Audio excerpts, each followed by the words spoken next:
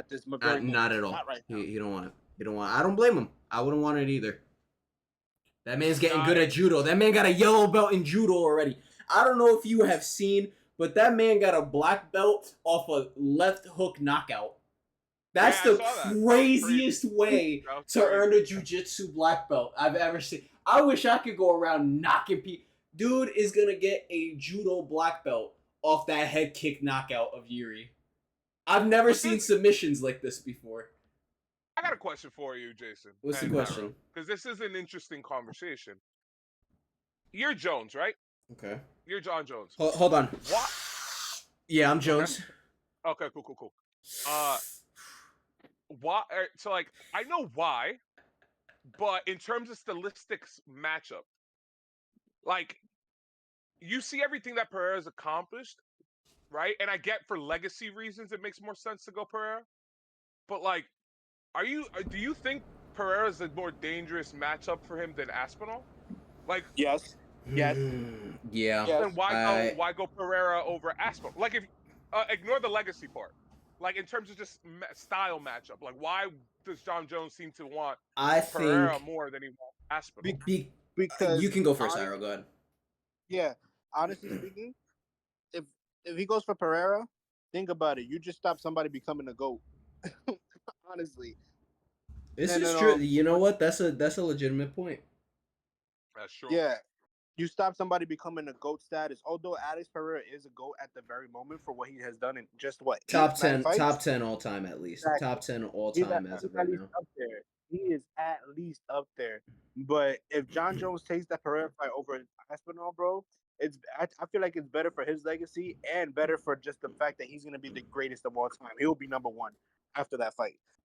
Tom Aspinall is just somebody in his weight division. Honestly, that got lucky. I honestly know he's a good fighter, but I'm saying he got lucky because what was it? Jones did what Jones was. He had a missed the fight. What do you mean? With Aspinall? Yeah. No. They were never scheduled to fight. No. John Jones? John's never took the Aspinall fight. He's supposed to fight Stipe. He got injured with he tore his pec. There you go. He was supposed to fight Stipe. That's what I was trying to say. And then Aspinall stepped up. It was just it was in that moment. You get me? Yeah. So in other words, right now, Alex is on GOAT level status. No disrespect to Aspinall because he did his thing to get the belt. That's 100% respect. But the way Alex is going right now, bro, he has the chance to be the first time 3-division champ. And you know who's going to be there to stop him, in my opinion, is the GOAT, John Jones. And that'll just solidify more greatness, more better for him. And then due to the fact that he's been gone for so long too, it's like waiting for another McGregor fight. Although John has never been that far apart from the sport, unless he's arrested or something. Yeah, right. Yeah, and I think the difference is between McGregor and Jones is they have because someone could ask me, why are you so sick of McGregor but not that sick of John Jones and all the outside the cage antics and the injuries and everything?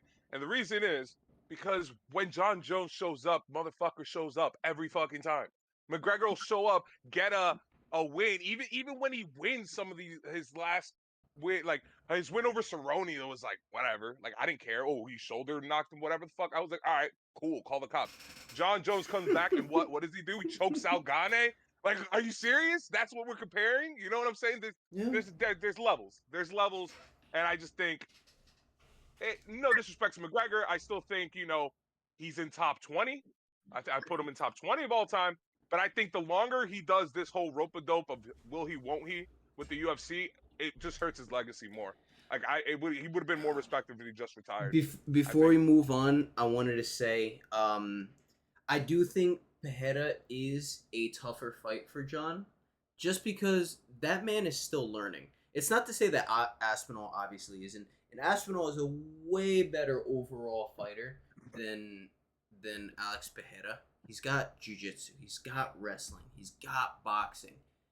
But from what we saw in the Curtis Blades fight, for example, he just threw his fight IQ out the window. And that is the same thing almost every fighter does when they get into when they get into the cage with John Jones. You saw it with Surreal Gone. What was John throwing? He threw the weirdest body punch I have ever seen, and he landed a takedown he didn't even mean to get. You know what I mean?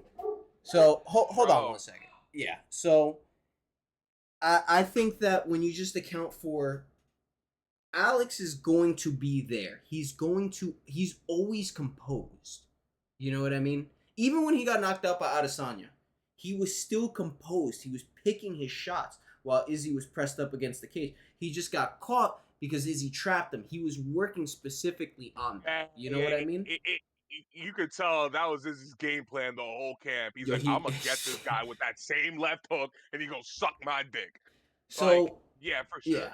So I think Alex is a tougher fight for John, just based off the fact that, one, we haven't seen Aspinall go 5 rounds.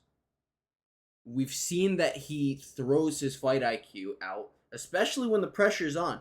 It's not to say he had the world of pressure against Curtis Blades, but at that point in his career, he was just expected to get everybody out of there within 30 seconds. You know what I mean? He had the Bo Nickel effect. He had the Hamza, complex going on.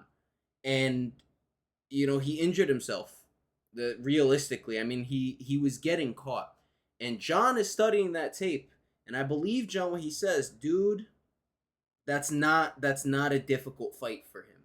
I think he would be able to do things to Aspinall that Tom just wouldn't be expecting. I think the only thing Tom really has on his side is the youth, is the weight. He's much heavier than John.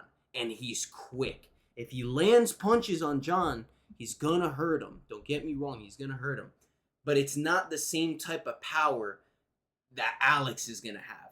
That power has translated from middleweight to light heavyweight, and it's definitely gonna translate to heavyweight.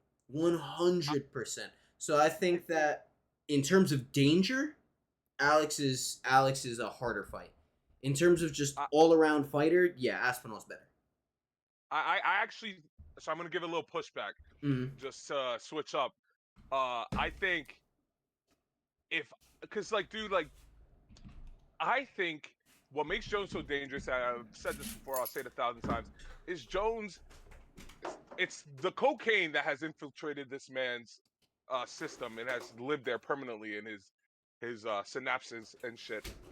It's like he is that kind of dude. Like, it's not enough for him to beat you. And, we've talked about this. He wants to beat you how you think you're going to beat him.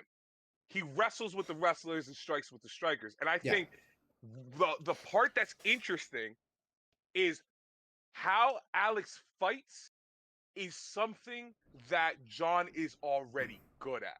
He's good at that stand-up striking.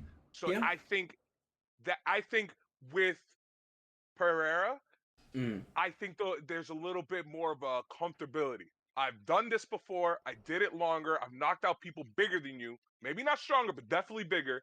I think I can get your number. I don't know if anybody is bigger than Alex Pereira.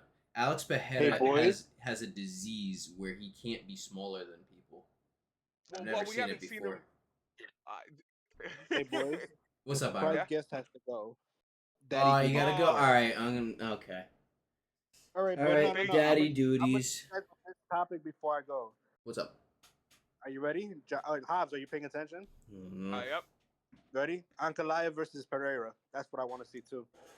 We were just talking about how we don't want that. I want it. You know what? I hope you get a body bag. Yeah. He just wants to see a body bag. You know what I want to see? I want to see how you call it. I want to see if Islam is speaking the truth. Dagestani up here, brother. Listen, if wait. If it adds to my point, if it adds to my Dagestani point, I'm back on the train. Give me Ankalaev. Give it to me. Exactly. That's why I said Let's go, boys, man. I love you, boys. I'll talk to you guys soon. And if I'm able to come back to the podcast, if I come back soon, I'll let you guys know. We're gonna be ending soon, anyways. Okay, I love you, boys. Be safe. We love you too, bud. All right, bro. Take care. Love you too. Oh man! All right, I gotta delete his picture. Look at that! Now. Look at that! Hyro's jumping on the train now. Dagestani, the fall of Dagestani. Let's go. Craziness. So, What else do we have to cover? We got a couple more points, but oh my god. We got a couple more points, but Dustin's last fight. That's we got to play matchmaker here. What are we doing Oh about damn, this? Iro would have loved this. I know he would have, but a baby shit her pants, so he's got to go fix that. He's got daddy duty. All Chat right. daddy Hiro, as I like to call him. Listen, where does Dustin go? Who does he fight? Looking at these rankings, who does he fight? I know you say you didn't want it, but I think the BMF fight's the one that makes sense, man. You give him after years of service, you give him the BMF fight. You know Holloway would be game. He goes out on a shield, calls the retirement. It's been a ride. That's how I see it. I see Holloway knockout in the fourth if it goes 5 rounds, and Jesus, bold predictions. You got bold predictions.